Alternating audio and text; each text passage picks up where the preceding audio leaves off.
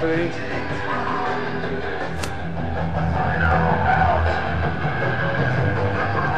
Alright.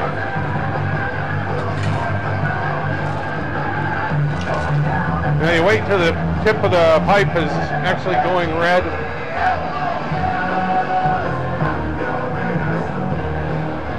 Drinking coffee. Okay. I don't know if that was complete overload for the camera. It's all a learning process for me with these cameras.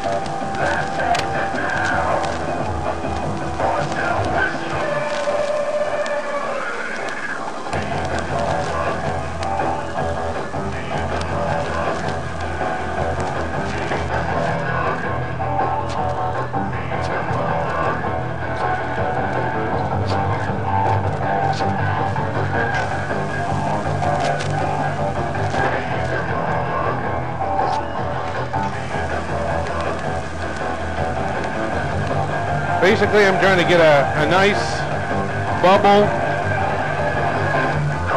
Different people do it different ways. My method works for me.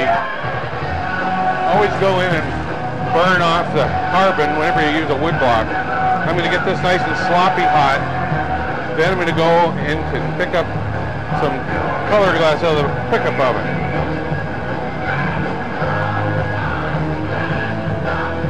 So the hot glass is really sticky, so you don't have to do much effort. The glass in the pickup oven's been heated up to 1100 degrees, which is hot enough to keep it from cracking, but not so hot that it sticks to the kiln itself, which would be a bad deal.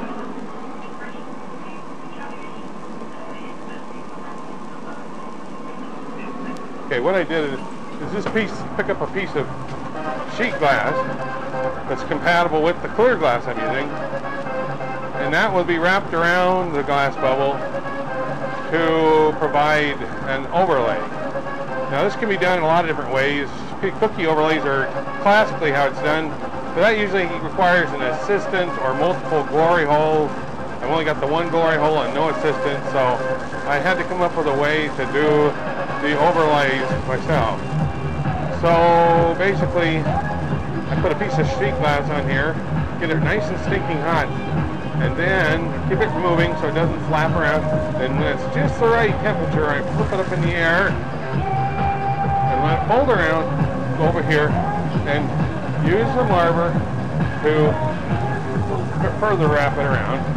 Go in, get a little more heat.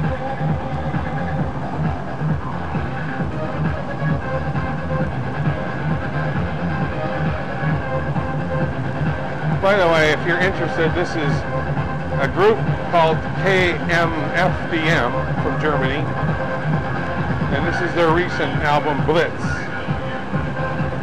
Very nice album. Okay, so now I've got kind of a white pearly layer. It's kind of a thin layer, so when it blows out, it'll become more of a translucent color. So now I'm going to put some other color onto it to kind of provide a little pop, a little highlight. But first I'm going to get this bubble back into a nice shape with the blocks.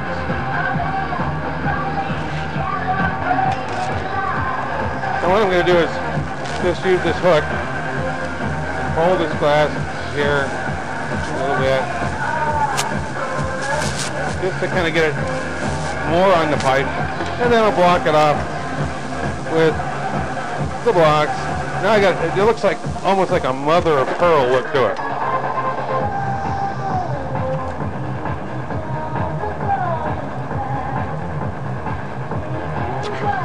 A little puff of air. Want to make sure it's hollow, looks hollow. That's a good thing. Okay. Next thing we're going to do is go over and pick up some color I got laid out on a hot plate.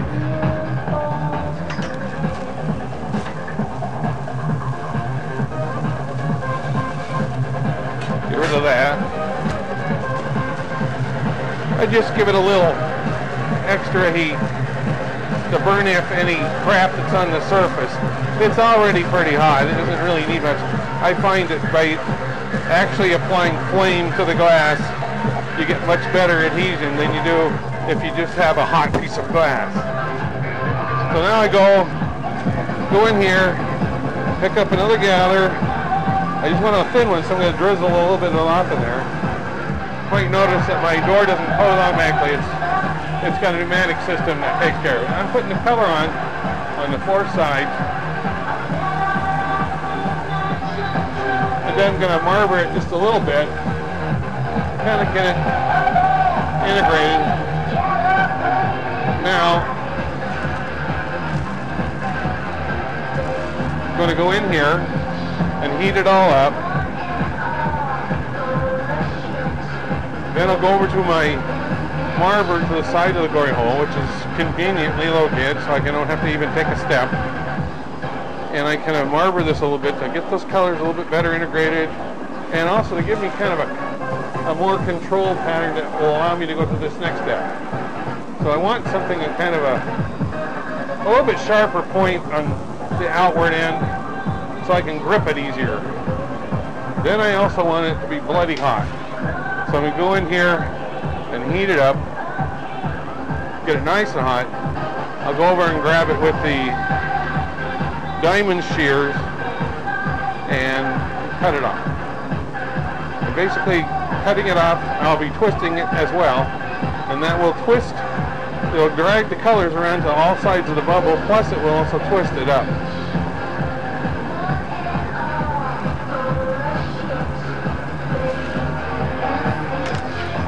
So see, I got a little nice end here. I can grab a hold of it and then start twisting as I cut it.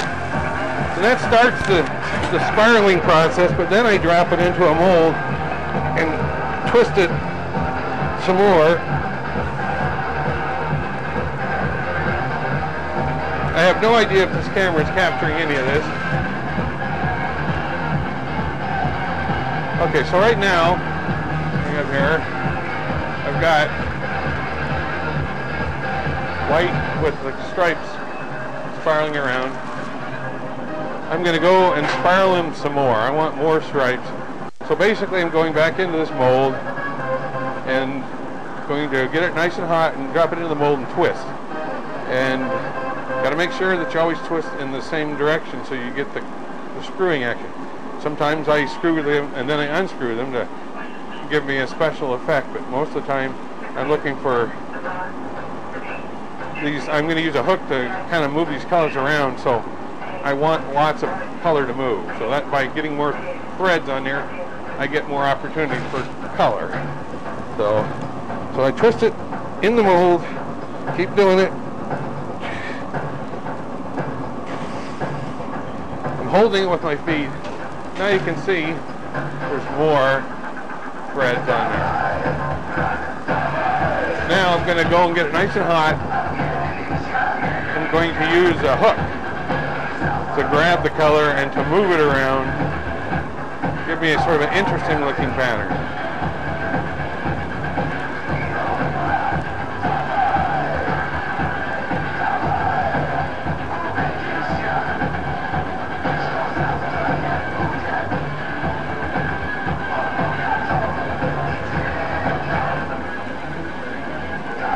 The kind of glass I'm using here is 4C colored. I get it from Gabbard in West Virginia. It's mainly used for making dinnerware and things like that. So they want their glass to set up quickly. So that's the thing about this kind of glass. It sets up quick, so that it freezes essentially. Compared to other glasses, it's very quick, but it has some advantages, some disadvantages. But right now it is what I use. So I'm dragging these colors. I don't know if you can see this. But I'm grabbing these colors and I'm just kind of moving them around in some kind of wild, artistic, abandoned crap. And then I'm just trying to get it back so it fits back into the block, just to get it started. It's now too cold to do much with. So we'll go and heat it up.